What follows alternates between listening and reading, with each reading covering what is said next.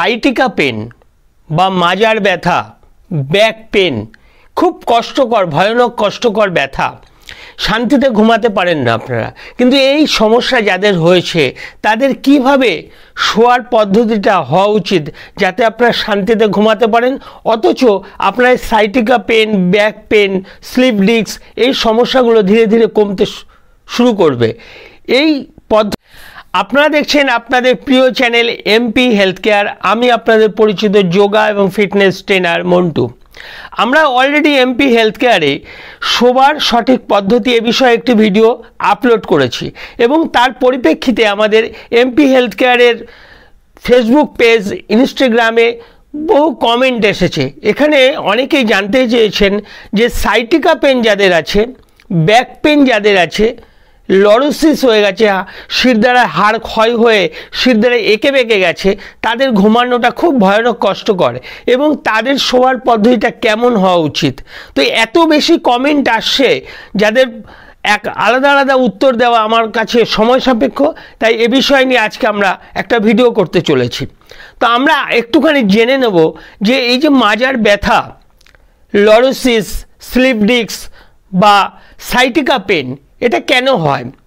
বন্ধুরা, আমাদের মাথাটা যেখানে শেষ হয়েছে এখান থেকে আমাদের শিরদাঁড়াটা শুরু হয়েছে এবং এই শিরদাঁড়াটা আমাদের পা যেখানে শুরু হয়েছে এ পর্যন্ত কিন্তু এসেছে।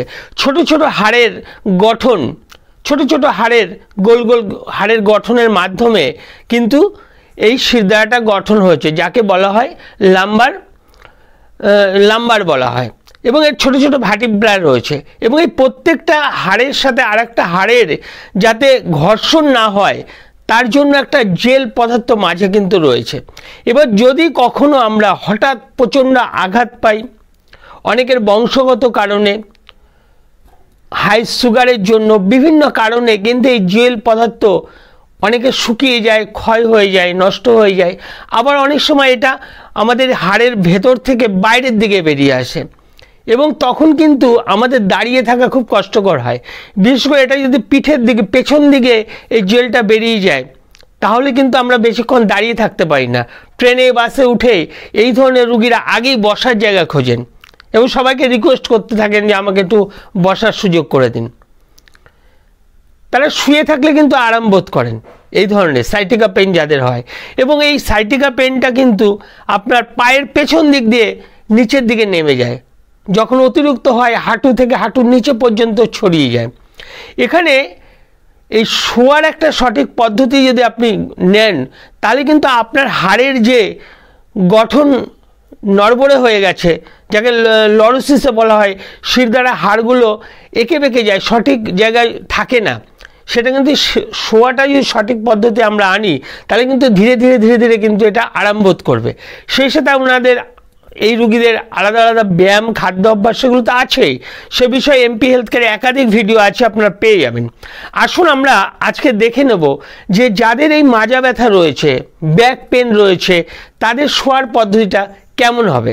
আপনার মাজা যেখানে ব্যথাটা, এই সোজাসুজি বালিশটা রাখবেন, রেখে আপনি এভাবে শোবেন এবং মাথাটা আপনার যেভাবে আরাম বোধ করেন সেইভাবে রাখুন। এভাবে রাখতে পারেন, এভাবে কাত করে রাখতে পারেন এবং এইভাবে আপনি 10 থেকে 15 মিনিট শুয়ে থাকুন, একদম রিল্যাক্সভাবে, কোনো টেনশন রাখার দরকার, নিশ্চিন্ত মানে ঘুমান এবং দেখবেন আপনার মাজার যেখানে ব্যথা, সেই ব্যথা পজিশন থেকে আস্তে আস্তে রক্তগুলো অন্যদিকে সরে যাচ্ছে, আপনি বুঝতে পারবেন এবং খুব আরাম বোধ করবেন। আপনি এভাবে 10 মিনিট 15 মিনিট যতক্ষণ খুশি শুয়ে থাকুন, আপনার কিন্তু আরাম লাগবে, বিশেষ করে মাজা ব্যথা, সাইটিকা পেনের রুগীদের।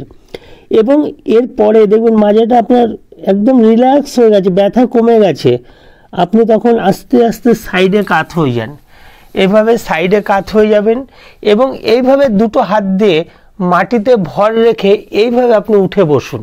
বন্ধুরা, যখনই আপনি মাজা ব্যথার যে সমস্ত রুগীরা এই পদ্ধতিতে শোবেন দেখবেন তার খুব আরাম বোধ করবে এবং শরীরে সব একটা স্বচ্ছন্দ বোধ করতে থাকবে। কারণ যখনই এইভাবে শোবে তখন তার স্পাইনাল কর্ড দিয়ে কিন্তু সিক্রেশন শুরু হবে, একটা ব্রেন থেকে নিউরো সিক্রিয়েশন শুরু হবে, যেটা আমার শরীরকে সুস্থতার দিকে এগিয়ে নিয়ে যাবে।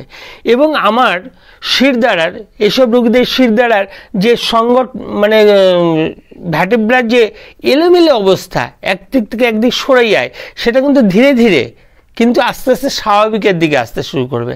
এবং যখনই ভার্টিব্রার ওখানে গঠনটা বেড়ে যাবে, জায়গার স্পেসটা বেড়ে যাবে, ওখানে রক্ত চলাচলও বাড়বে। রক্ত চলাচল বাড়লে ওখানে অক্সিজেনের সরবরাহ ভালো হবে। এবং এই সমস্ত রোগীরা এর সাথে যদি একটু প্রাণায়াম করেন, সহজ প্রাণায়াম করেন, তাহলে কিন্তু তার ব্যথা আরও দ্রুত কমতে শুরু করবে। সাথে কিছু খাদ্যের নিয়ম আছে, কিছু ছোট ছোট ব্যায়াম আছে, আকুপ্রেশারের কিছু পয়েন্ট আছে, যেগুলো এমপি হেলথ কার্ডের বিভিন্ন ভিডিওতে আপনারা পেয়ে যাবেন। সেগুলো আপনারা একটু দেখে নেবেন এবং দেখবেন কিছুদিনের মধ্যেই আপনারা কিন্তু আস্তে আস্তে সুস্থতার দিকে এগিয়ে যাবেন এবং আপনারা সুস্থ জীবনযাপন করবেন। এবং আপনারা কেমন থাকলেন, এই শোয়ার পদ্ধতিটা আপনারা করুন, করার পর আপনারা কেমন থাকলেন কমেন্ট সেকশানে অবশ্যই জানাবেন। আশা করছি ভিডিওটি আপনাদের সকলের উপকারে এসেছে, ভালো লেগেছে। এই ধরনের ভিডিও আরও পেতে আপনারা চ্যানেলটিকে সাবস্ক্রাইব করবেন, লাইক করবেন, শেয়ার করবেন এবং সঙ্গে থাকবেন। সকলকে নমস্কার।